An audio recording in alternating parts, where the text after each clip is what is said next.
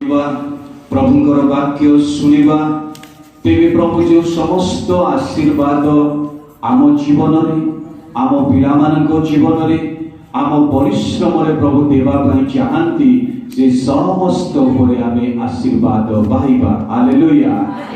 आसतु आम समय अल्प समय ईश्वर वाक्य आम किसी विषय आम चिंता करवा जहाँकि महिला समिति जो अंश प्रदान करियछन्ति से अंश उपरे अल्प समय मु किछि शिक्षा परामर्श प्रदान करी से पूर्व पदे मु प्रार्थना करी समस्ते चक्षुबंद करिवे।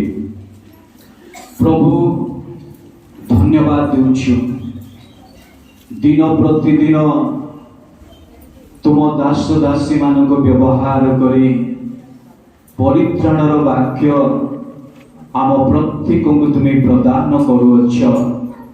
प्रभु धन्यवाद देउछु गौरव करुछु।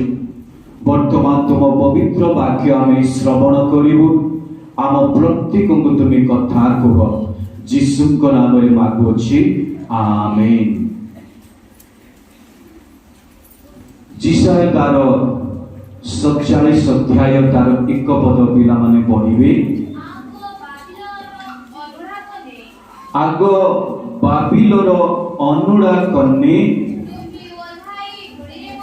तुम्भे ओल्हाई धूली रे बस। आग कल्दियर कन्ने सिंहासन बिना भूमि रे बस। कारण तुम्भे आउ कमला वो सुकुमारी बोली ख्याता नहिब। इस स्थान रे आमे बाबिल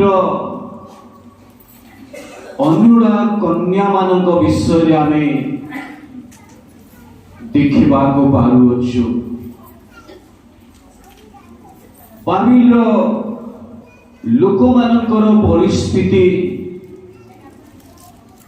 अति भयंकर अति जटिल रही। ए प्रकार भयंकर परिस्थिति रे सदा प्रभु परमेश्वर एही कथा कहिले। आग बाबिलर अनुड़ा कन्ने तुम्भे उल्हाई धूली रे बस। आग कल्दियर कन्ने सिंहासन बिना भूमि रे बस। कारण तुम्भे आउ कमला वो सुकुमारी बोली ख्याता नहिब। एटुकु पड़े आसतु। प्रभु को प्रिय दास दासी आसुचंती आमे समस्ते करताळेर सहित समस्त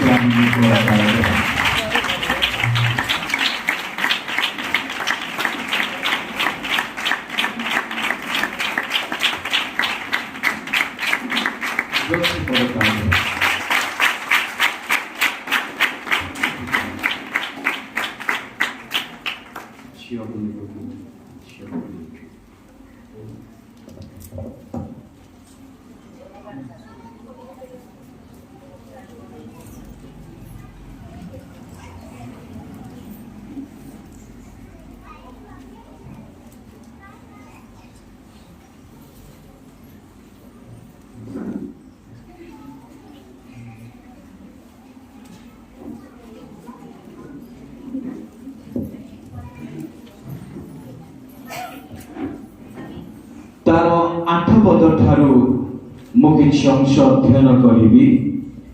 एहेतु सुख भोगिनी एबे एहा सुण तुम्भे निर्भय बास करी मने मने कहूछ आम्भे अछु आम्भ छड़ा आउ केही नाही। आम्भे विधवा परी बसिबा नाही केबा संतान विरह जानिबा नाही। मात्र संतान विरह ओ बोधव्य ए दुई एक मुहूर्त एक दिन तुम्भ प्रति घटिब तुम्भर अपार गणकता ओ प्रति प्रचुर मायावित्व थिले हैं से दुई संपूर्ण परिमाण रे तुम्भ प्रति घटिब कारण तुम्भे आपना दुष्टतारे निर्भर रखियछ तुम्भे कहियछ केही आंभ को देखु नाही तुम्भर ज्ञान अविद्या तुम्भ को विपथगामी करियछि पुणी तुम्भे आपना मने मने कहियछ आंभे अछु आंभ छड़ा आउ केही नाही एहेतु तुम्भ प्रति दुर्दशा घटिब तुम्भे तहिर उदय जानिब नाही पुणी तुम्भ उपरे विपद घटिब तुम्भे ताहा दूर करि पारिब नाही आउ जहा तुम्भे जानु नाह एपरि विनाश हठात तुम्भ उपरे घटिब तेणु सदाप्रभु परमेश्वर कहिले आग बाबिलर अनुढ़ा कन्ने तुम्भे उल्हाई धूड़ी रे बस तुम्भे उल्हाई धूड़ी रे बस एही पदरे अनेक प्रसंग रही अछि किंतु इस समय आमे संक्षिप्त समय ईश्वर को वाक्यरु ए विषय चिंता करिबा जे सदा प्रभु परमेश्वर कहिले तुम्भे उल्हाई धूड़ी रे बस धूड़ी रे बस धूड़ी धूड़ी गोटे एही प्रकार जिनिष जहा कि सबुठारु दुर्बल होछि धूड़ी सबुठारु दुर्बल हेला धूड़ी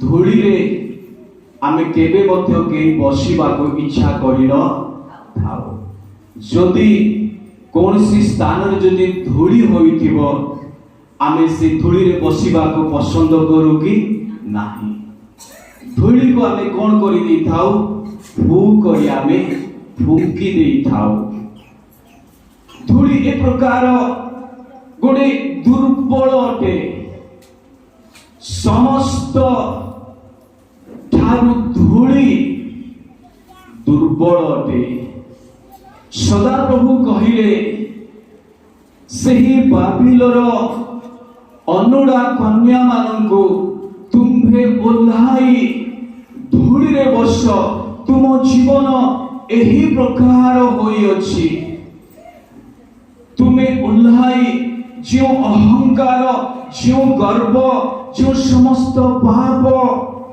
जो समस्त दुष्टता जो समस्त मंदता तुम ठारे रही अछि तुम्हें उल्हाई धूड़ी रे बस धूड़ी ए प्रकार जहा कि सबुठारु दुर्बल अटे धूड़ी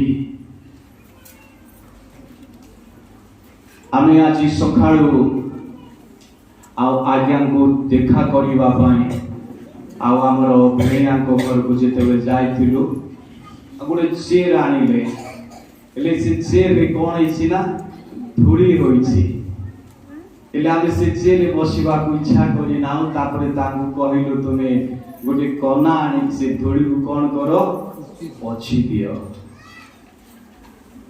प्रिय सुंदर लोक माने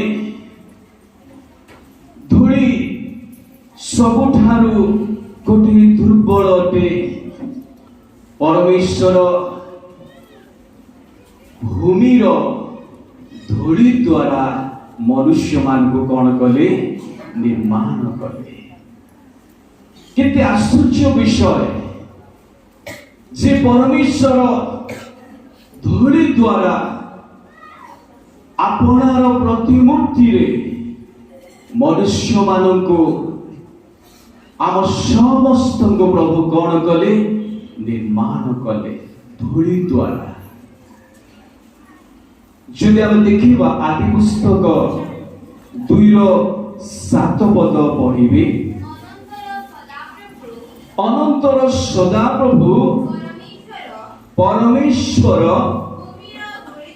ଭୂମିର ଧୂଳି ଦ୍ୱାରା ମନୁଷ୍ୟକୁ ନିର୍ମାଣ କରି ତାହାର ନାସିକା ରନ୍ଧ୍ରରେ ଫୁଙ୍କ ଦେଇ ପ୍ରାଣବାୟୁ ପ୍ରବେଶ କରାଇଦେଲା। ହାଲେଲୁୟା। କେତେ ସୁନ୍ଦର ବିଷୟ ଆମେ ଦେଖିବାକୁ ପାରୁଛୁ। ଯେଉଁ ଧୂଳି କି ସବୁଠାରୁ ଅତି ଦୁର୍ବଳ ଫୁ କରିଦେଲେ, ତାହା ଆମେ ଯୋଉ ଫୁ କରି ଯୋଉ ପବନ ଆମେ ଛାଡ଼ିବା, ସେଇ ଫୁଙ୍କରେ ସେ ଧୂଳି କଣ ହେବ? ଉଡ଼ିଯିବ। ପରମେଶ୍ୱରଙ୍କର କେତେ ବଡ଼ ସୁନ୍ଦର ଯୋଜନା ଆମ ପାଇଁ। ସେହି ଧୂଳି ଦ୍ୱାରା ପରମେଶ୍ୱର ମନୁଷ୍ୟକୁ ଆପଣାର ପ୍ରତିମୂର୍ତ୍ତିରେ ନିର୍ମାଣ କଲେ ଏବଂ ନାସିକା ରନ୍ଧ୍ର ଦେଇ ପରମେଶ୍ୱର ଫୁଙ୍କ ଦେଲେ।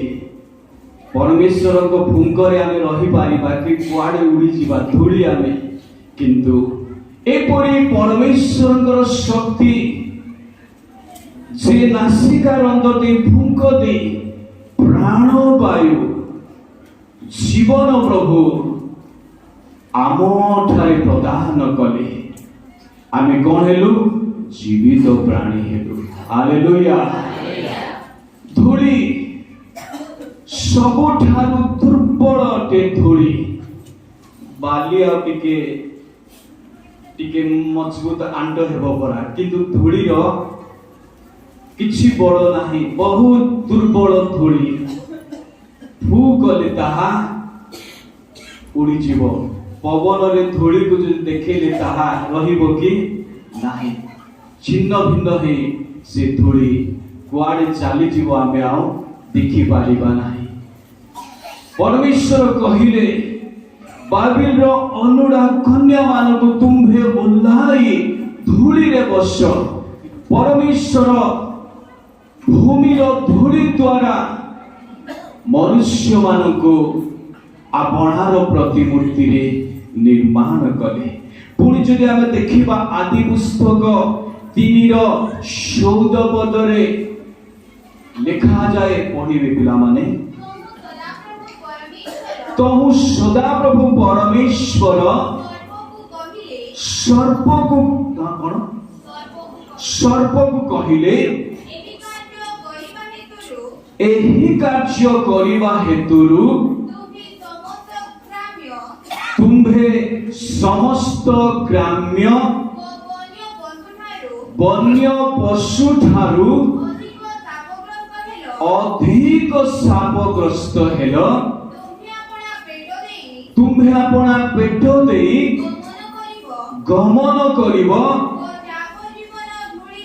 ଯାବତ୍ ଜୀବନ କଣ ଖାଇବ? ଧୂଳି ଖାଇବ। ସର୍ପ ଯେତେବେଳେ ସେ ଭୁଲ କାର୍ଯ୍ୟ କଲା, ମନୁଷ୍ୟମାନଙ୍କୁ ପାପରେ ପକାଇଲା ଶୟତାନ, ପରମେଶ୍ୱର ତାଙ୍କୁ ଅଭିଶାପ ଦେଲେ। ତାଙ୍କୁ କଣ କହିଲେ? ଯାବତ୍ ଜୀବନ ତୁମେ କଣ ଖାଇବ? ଧୂଳି ଖାଇବ। ଏବେ ମଧ୍ୟ ସର୍ପ କଣ ଖାଉଛି? ଧୂଳି ହିଁ ଖାଉଛି। ତେଣୁ ସଦାପ୍ରଭୁ ପରମେଶ୍ୱର ବାବିଲର ଅନୁଡ଼ା କନ୍ୟାମାନଙ୍କୁ କହିଲେ ଯେ ତୁମେ ଓହ୍ଲାଇ ଧୂଳିରେ ତୁମେ ବସ। ସେମାନଙ୍କର ଜୀବନ ଏ ପ୍ରକାର ରହିଥିଲା। ପ୍ରକାଶିତ 18:2 ପଦ ପଢିବେ। ହଁ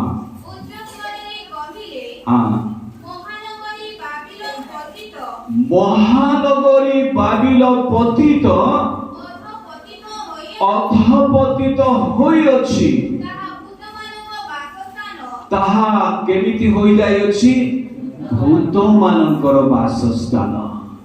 भूत माने बास करुअछन्ति एबे आमठारे भूत माने नाहांती तो सावधान हेउ। से दिन से बाबिल ए प्रकार होई जायथिला जे भूत मानकर वासस्थान असुचि आत्मा मानकर एवं असुचि घृण्य पक्षी मानकर आश्रय स्थान होई अछि। ए प्रकार बाबिल रो लोक मानकर जीवन होइथिला। तेणु सदा प्रभु परमेश्वर से मानकर गर्व अहंकार दुष्टता परमेश्वर देखिले एवं कहिले तुम्हे ओल्हाई धूली रे बस। जो धूली रे कि परमेश्वर मनुष्य मानक निर्माण कले एवं सर्प को अभिशाप दे कहिले तुम्हे जावजीवन धूली खाइब।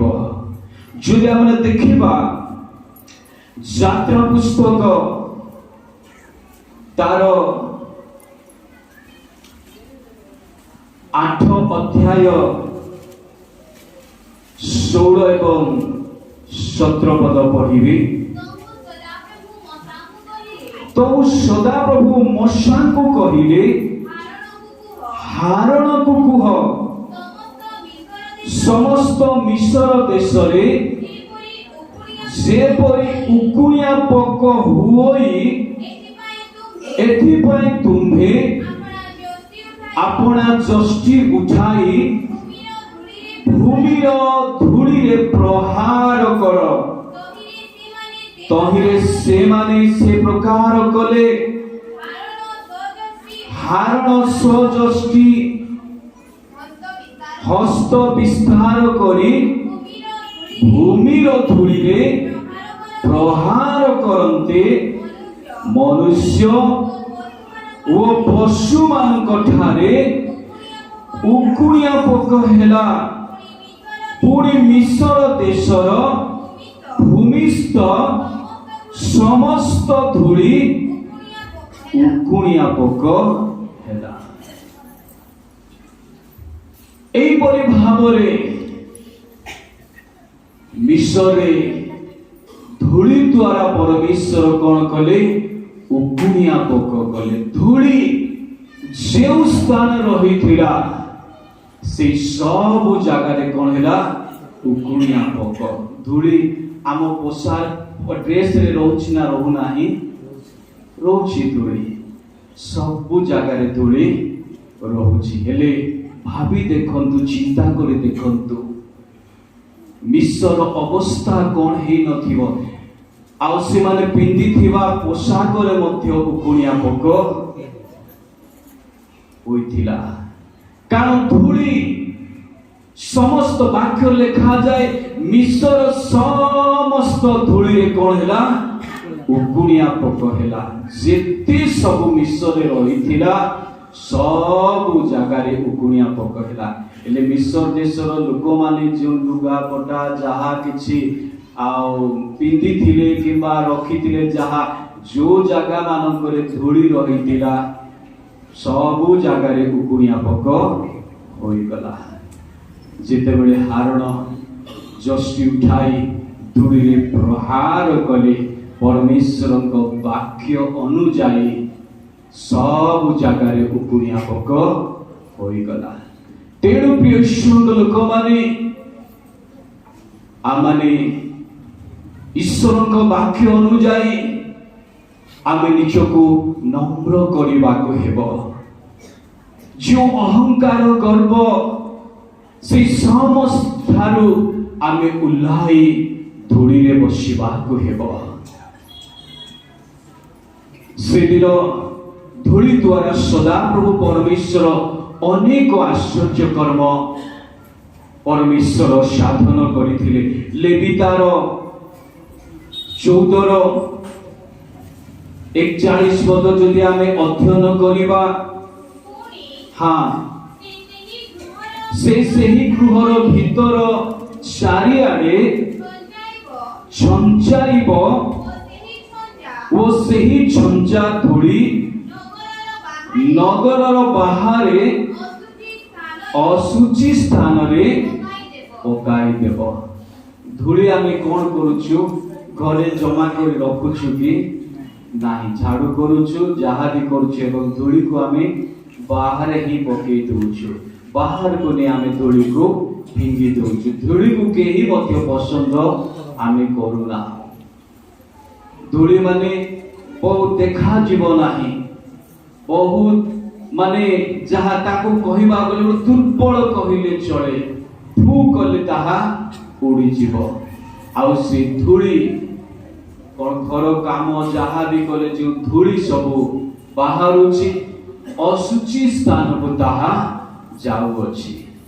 ତେଣୁ ପ୍ରିୟ ଈଶ୍ୱରଙ୍କ ଲୋକମାନେ, ଆଉ ଆମମାନେ ଈଶ୍ୱରଙ୍କ ବାକ୍ୟ ଅନୁଯାୟୀ এই ଶେଷ ଦିନ ମାନଙ୍କରେ ଆମେ ଅନୁତାପ କରି ମନ ପରିବର୍ତ୍ତନ କରି ଆମେ ଜୀବନ ଯାପନ କାଟୁ। ପ୍ରଭୁ এই ସଂକ୍ଷିପ୍ତ ଶିକ୍ଷା ପରାମର୍ଶ ଦ୍ୱାରା ଆମ ପ୍ରତ୍ୟେକଙ୍କୁ ପ୍ରଭୁ ଆଶୀର୍ବାଦ କରନ୍ତୁ।